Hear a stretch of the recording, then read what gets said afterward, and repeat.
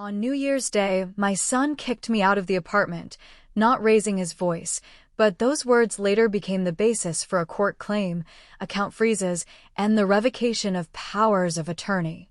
At that moment, I didn't yet know that a few hours after leaving the door with empty hands, I would stop being the mother who always helps and become the only person in whose name half of their life was registered.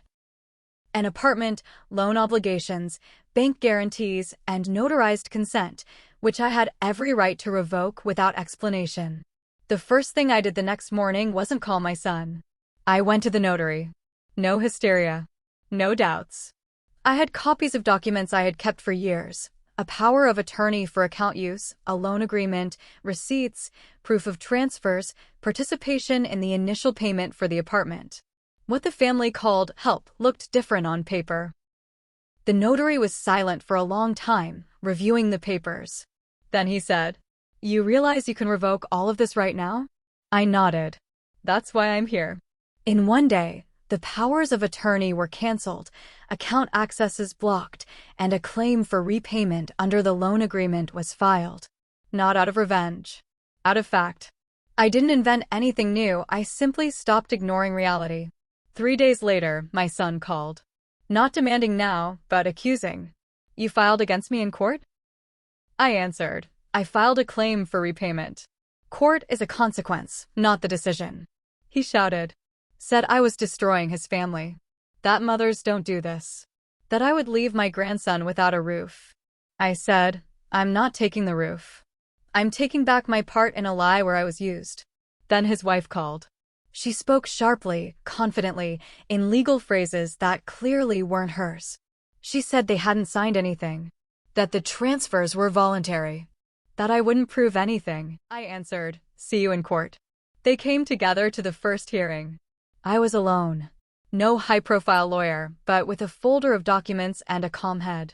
The judge listened carefully, especially when it came to regular transfers, the intended purpose of payments, and the written agreement my son himself had signed years ago, when times were temporarily hard.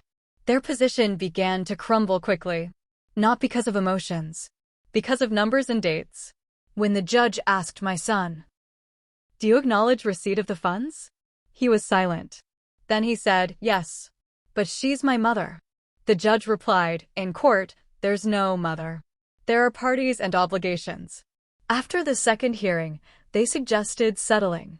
They asked me to withdraw the claim. Promised to return part. Asked not to take it to a decision. I refused. I don't want part. I want a full stop. The court's decision was clear. No morality. No sympathy. Amount to be repaid, schedule, liability in case of noncompliance. When the judge read it aloud, my son didn't look at me. His wife squeezed her pen as if she wanted to break it. After the court, he approached. "Are you satisfied?" I answered, "I'm calm." That's a different thing. We no longer communicate.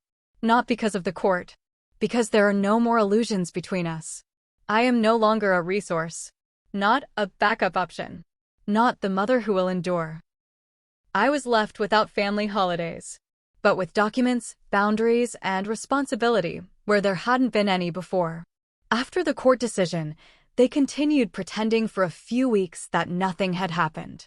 They didn't return the money. Ignored the repayment schedule. I didn't call.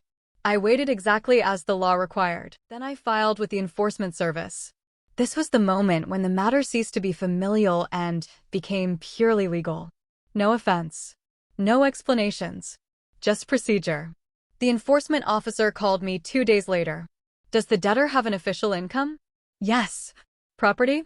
"A share in the apartment. And a car." That was enough. Within a week, my son received notice of account arrests. In one day, notice of restriction on vehicle registration. Within 3, official letter to work. He called in the evening. His voice was broken. "What are you doing?" I answered, what I should have done years ago. He said it was cruel. That this isn't how one treats relatives. That I wanted to ruin his life. I answered, "I'm not destroying." I stopped supporting. Then his wife called again. No confidence this time. Asked if it was possible to resolve things. offered to withdraw the claim in exchange for part of the money and normal relations. I said, "Normal relations don't start with kicking a mother out of the house." The enforcement proceedings lasted several months. Payments began returning in parts. Not voluntarily, but forcibly. Each payment was recorded. Every step had paper confirmation. During this time, I learned a lot. For example, that the apartment I had invested in was structured so that, if needed, I had no say. That some transfers my son tried to present as gifts. That they expected I'd never go all the way. They were wrong. When half of the amount was returned, my son came again. Without warning. He stood at the door like I once did, in their apartment. I didn't invite him in. We spoke in the hallway. He said, "I didn't think you'd really go to the enforcement service." I answered, "I didn't think I'd be kicked out on New Year's Day." He was silent. Then said, "It's hard for us now." I answered, "It was hard for me for many years. I just didn't pass it on to others." He asked, "Do you want us to stop communicating?" I said, "It already happened. Officially now." He didn't come back. Money returned automatically. Through salary. Through accounts. Through seizures. I no longer saw my grandson. And I made no attempts. Any previous attempt ended with me being put back in a position convenient, silent, without a voice. When enforcement was closed, I received the last payment and official notice of full execution. I placed the document in the folder with the rest.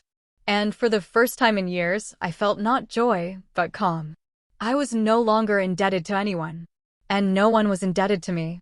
6 months passed. Then a few more months. No calls. No messages. Holidays passed quietly. Without guests. Without loud tables.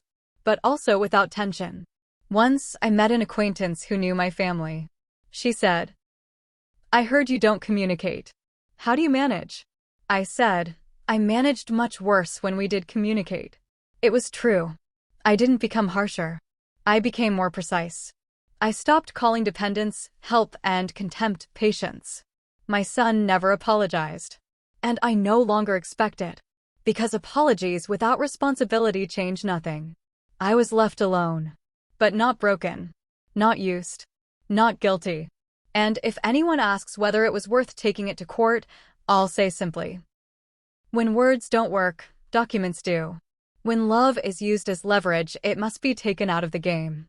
And when you're kicked out the door, don't return without a court decision. After the enforcement proceedings ended, I received official confirmation of full execution. Money returned to my account, my share in the apartment remained with me, and all documents from prior powers of attorney were destroyed or annulled. It meant I now had full control over what was previously joint, but had been a one-sided responsibility. The feeling of calm didn't come immediately. It took several days to realize that no one could put me in a situation where my resources were used and I was kicked out of my own family. Several months passed. I checked all accounts, apartment documents, car, and bank guarantees. It turned out my son and his wife tried to transfer part of the property to third parties to avoid enforcement. I immediately contacted a lawyer. A claim for fraud and violation of court enforcement was filed. I had all the papers, agreements, and bank statements. Courts and notaries worked quickly. There was enough evidence. My son called after that. His voice was tense, full of fear. "Mom, what have you done?" "What I should have done long ago," I replied. "This is cruel. This is not motherly," he began, but I didn't let him finish. Relationships end where there is no respect. You chose lies and manipulation. Court documents are not my wish, it's your responsibility. He didn't call for a month.